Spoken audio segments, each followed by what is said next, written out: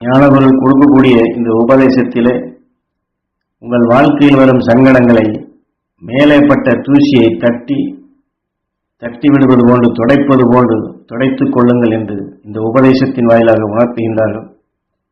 காரணம், இன்றைய களி என்ற நிலையில் வாழ்ந்து கொண்டிருக்கின்றோம். எத்தனை பேர் இந்த தெய்வத்தை நான் கைவல்யப்படுத்தி வைத்திருக்கின்றேன், இந்த தெய்வத்தின் சக்தி எனக்கு உண்டு, நானே உங்களை காப்பாற்றுகிறேன் என்றெல்லாம் சொல்லிக்கொண்டு எத்தனை பேர் நான் தான் கடவுள் என்ற நிலையில் கூட இந்த சில இடங்களிலே சொல்லிக்கொண்டு இயங்கிக் கொண்டு இருக்கின்றார்கள். அதே சமயத்தில் ஞானவர் இங்கே தன்னையும் சொல்லி நான் கூட உங்களுக்கு உறுதுணையாக இருப்பேன் என்று சொல்லுகின்றேன் என்றால் அதனுடைய பொருள் என்ன? காரணம், உபதேசத்தின் வாயிலாக அறிஞானிகள் அவர்களுக்குள் விளைய வைத்த ஞான வித்தை உங்களுக்குள் பதிவு செய்கின்றேன். சொன்ன முறைப்படி நீங்கள் அதை எண்ணி மீண்டும் நினைவு கொள்வது எடுத்தால் அந்த எண்ணங்கள் உங்களுக்குள் வலு அதிகமாகின்றது.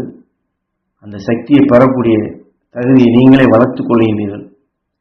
ஆக நான் பதிவாக்கியது வித்துதான், நான் பதிவாக்குவதும் ஞான வித்துதான். அதை நீங்கள் எடுத்து வளர்த்து கொண்டால் மட்டும்தான் அது வேலை செய்யும். இல்லை, சாமி உங்களுடைய உதவி எங்களுக்கு வேண்டாம் என்றால் அது வேலை செய்யாது. காரணம், உங்களுக்கு உறுதுணையாக இருக்கிறேன் என்று நான் காப்பாற்றுகிறேன் என்றால் நான் கடவுள் அல்ல. நான் காப்பாற்றுகிறேன் என்ற சொல்லை உங்களிடம் நான் சொல்லிவிட்டால் நீங்கள் உங்களை மறந்து விடுவீர்கள். சாமி தான் நம்மை காப்பாற்றுவார், சாமி நம்மை காப்பாற்றி விடுவார், சாமி எல்லாவற்றையும் பார்த்துக் கொள்வார் என்றுதான் நீங்கள் எண்ணுவீர்கள். உதாரணமாக, உடலிலே உபாதையோ நோயோ குறைபாடுகளோ வந்தால் மருத்துவரிடம் சென்று அதற்குண்டான மருந்தை நாம் சாப்பிட்டோம் என்றால் அல்லது அதை எடுத்துக்கொண்டால் அந்த மருந்து நோயை நீக்கி நம்மை காக்கக்கூடிய சக்தியாக வருகின்றது. ஆனால் நோயினால் நாம் பட்ட வேதனை,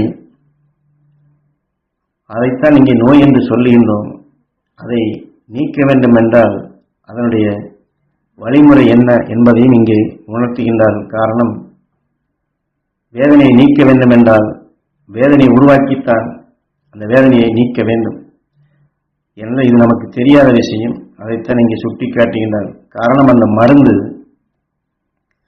அதற்கு வேதனை உருவாக்கும். நம் உடலிலே நோய்க்கு காரணமான அணுக்கள் உருப்பெற்று நம் நல்ல அணுக்களை அது பலவீனப்படுத்துகின்றது. நாம் தான் எண்ணி எடுத்தோம்.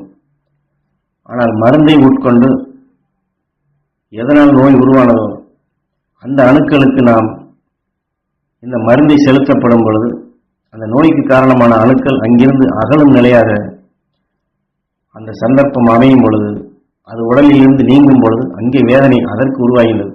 ஏன்னா நாம் தான் அதை உருவாக்கினோம், தெரிந்து அல்ல, தெரியாது. ஏனென்றால் வேதனை நாம் உருவாக்கும் பொழுது அந்த அணு உடலில் உருவாகின்றது. அதை நல்லதாக்க வேண்டும் என்றால் விஞ்ஞான அறிவுப்படி மருந்தை சேர்த்து அதில் சில விஷத்தன்மைகளையும் இணைத்து அந்த மருந்து வேகமாக ஊடுருவும்படி செய்வார்கள். அந்த நல்ல சத்தின் தன்மை வரப்படும் பொழுது மருந்திற்குள் இருக்கக்கூடிய விஷம் உடலிலே சேமிப்பாகி வேதனையால் உருவான அந்த தசைகளோ நோய்களோ குறைபாடுகளோ அந்த அணுக்களை இது கொன்று புசிக்க தொடங்குகின்றது, அல்லது கரைக்கின்றது, அல்லது அப்புறப்படுத்துகின்றது. அப்போ நோய்க்குண்டான அணுக்கள் அது பலவீனம் அடைந்து நம் உடலில் இருந்தே சிறுக சிறுக கரைந்து ஏதோ ஒரு ரூபத்திலே வெளியே செல்லும். ஆக மருந்து சாப்பிட்ட பின் இப்படி கலைந்து வரும்பொழுது இது உடலிலே சில நேரங்களில் தெளிவாக தெரிய வரும். அம்மம்மா, உடலெல்லாம் ஏதோ செய்கின்றது, கலையுதே, என்னவோ உடலுக்குள் செய்கிறது என்பார்கள். ஏனென்றால் அந்த நோய்க்குண்டான அணுக்கள் அது கலைந்து அது நீராக அல்லது சிறுநீராக அல்லது சீதமாக கூட வெளியே போகும். அப்படி வெளியே போகும்பொழுதுதான் உடம்பெல்லாம் வலிக்கும். அந்த மருந்து நாம் உட்கொண்டது அந்த நோய்க்குண்டான அணுக்களை அதனுடைய உற்பத்தியை குறைக்கும். ஏன்னா மருந்து அதற்குத்தான் உட்கொள்கின்றோம். ஆனால் ஐயையோ, மருந்து கொடுத்தார், ஆனால் எனக்கு இப்படி ஆகிவிட்டது என்று இப்படி சொல்லிக்கொண்டு இன்னொரு மருந்தை நாம் அல்லது இன்னொரு மருத்துவரை அணுகி நாம் சாப்பிட்டால், அதை எடுத்துக்கொண்டால் என்ன ஆகும்? இது இரண்டையுமே ஏற்றுக்கொள்ளாத நிலைகள். இன்னொரு நோயாக மாறும். ஆக விஷத்திற்கு இவ்வளவு பெரிய ஆற்றல் இருக்கின்றது. இதையெல்லாம் நாம் தெளிவாக தெரிந்து கொள்ள வேண்டும். காரணம், குருநாதர் எம்மை 3 லட்சம் பேர்களை சந்திக்கும்படி அனுபவங்கள் பெறுவதற்காக காடுமேடெல்லாம் அலையச் செய்தார். வெயிலிலே காலிலே செருப்பில்லாதபடி நடக்கச் சொன்னார். காடு மேடுகளில் செருப்பில்லாதபடிதான் நடந்தேன். ஏன்னா அந்த கடுமை, அந்த வேதனை, அந்த உணர்வுகள் உனக்குள் எப்படியெல்லாம் உந்துகின்றது. அந்த நேரத்தில் உன்னுடைய ஆசைகள் வரும்பொழுது, கஷ்டங்கள் வந்தால் அது உனக்கு என்னென்ன வகையில் எல்லாம் தடை விதிக்கின்றது. உன்னுடைய ஆசை மனக்கோட்டை எல்லாம் தகர்ந்து போகும் பொழுது, நீ எண்ணியபடி எதுவுமே நடக்கவில்லை என்கிற பொழுது உனக்கு எப்படி அது தடை கொடுக்கின்றது, உன்னை எப்படியெல்லாம் தடை செய்கின்றது. ஆக இதுபோன்று உனக்கு மட்டுமல்ல, இந்த உலகில் வாழக்கூடிய ஒவ்வொரு மனிதனும் இப்படி எத்தனை வகைகளில் அவனும் அவனுடைய நிலைகளை சீர்படுத்த முடியாது எத்தனை தடைகளாக அவனும் பட்டுக் கொண்டிருக்கின்றான்.